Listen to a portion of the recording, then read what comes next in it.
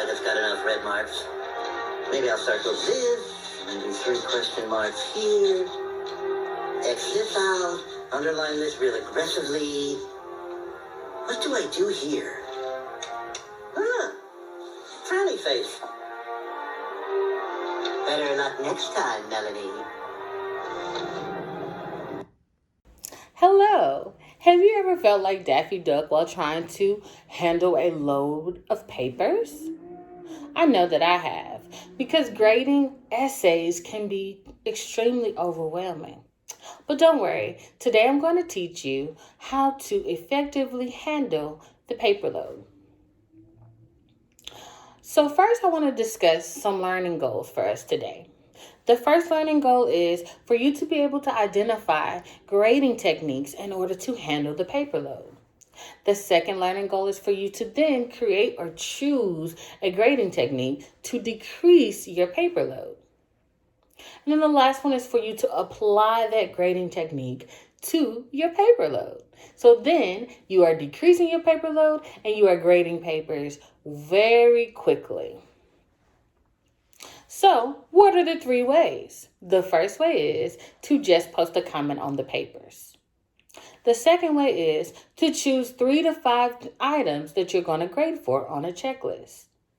And the third way is to create a coding system rubric so you can just post codes on papers. But before you can use any of these ways, first I must tell you about effectively choosing writing topics. You need to make sure you're choosing topics that align directly with the curriculum, that help your students to become better writers, and also topics that your students are currently interested in or are going through. So let's look at the first one. Just post a comment on the paper. I know you're thinking, just post a comment? How do you do that? Well, before your students turn in the paper, you're going to have them write an author's note.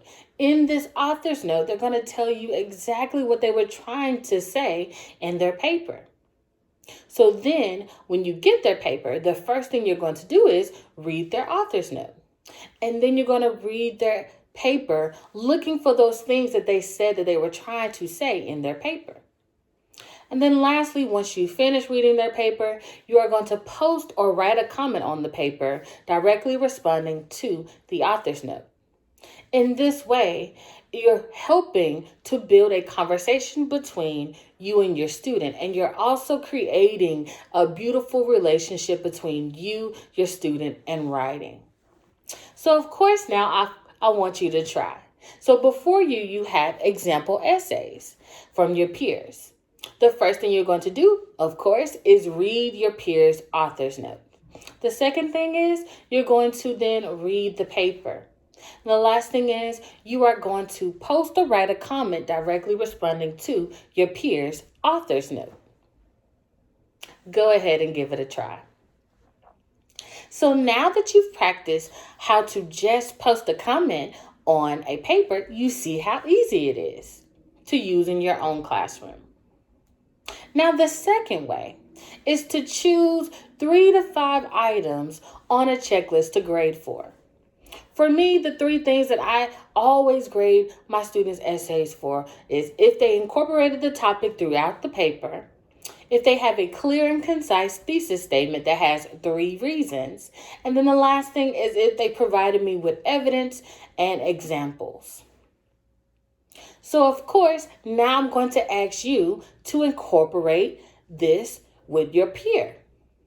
But in order for you to do this, you have to look at the checklist I provided you. And then you also have to make sure you are providing your students with the same checklist. For me, I provide my students with 3. 1 for the outline, 1 for the rough draft, and 1 for the final copy. So then they know I'm being consistent throughout the entire writing process. So then they know they should be consistent throughout the entire writing process. So of course, now try it with your peers. With those same example essays, go ahead and grade it for those 3 topics that I grade my students on. The topic, the thesis statement, and then evidence and examples. So now that you have tried and practiced on grading for only 3 things, you see how well it cuts down on the grading time. And you're not overwhelmed. You feel relaxed, right? Okay. So the last way is to create a coding system rubric. So for essays, it's always a good idea to have a rubric so your students know exactly what you're looking for, exactly what they should incorporate in their essay in order to be successful in writing the essay you're asking them to write. So in my coding system rubric, I grade for 4 things. The first one is the topic. The second one is thesis statement. The third one is the SECs, which is Standard English Conventions. That is spelling, punctuation, grammar, and sentence structure. And then the last one is format.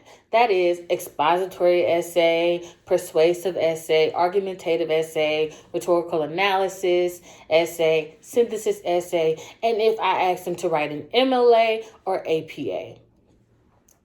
So then you're going to give each section or each topic a certain amount of points. For me, I give each topic the same amount of points, which is 25 points. So topic has 25, thesis statement has 25, SECs have 25, and then the format has 25. On my coding system rubric, I will put topic in the A section, thesis statement in the B section, SECs in the C section, and then format in the D section. And then also on the rubric, I would have 1 through 4. 1 being the weakest, and then 4 being the best or the strongest. So then when I receive my students' essays, they will see a code like A1.1. On my rubric, that means they have completely forgotten their thesis statement. Or some students may see a 4.4, which means they have effectively written a clear and concise thesis statement. So, of course, I want you to try it. I have provided you with a rubric, and I've also provided you with example essays from your peers. So now you are going to read the essay again, and then when you grade the essay, you are only going to put codes. The way you need to put your codes, okay? First, you need to put grows, so things that they did not do well on. But remember, you're only going to do if they made that mistake 3 or more times, because it is pointless if they only did it once to say they need to grow in that area. They could simply be in a typo or a common mistake. Then you need to do glows, things that they excelled in, things that they did very well. But you're not going to put comments, you're only going to put codes on the paper. Go ahead and try. So now that you've tried the coding system rubric, you see how easy it could be to now handle the paper load. The last thing I want you to think about is, what strategy are you going to use? Are you going to just post a comment, or are you going to use the coding system rubric? Or are you going to do how I do, as you see, since you're my student, that I use all 3 depending on what the essay is? Let me know what you decide using 3 to 5 complete sentences. Thank you and have a nice day.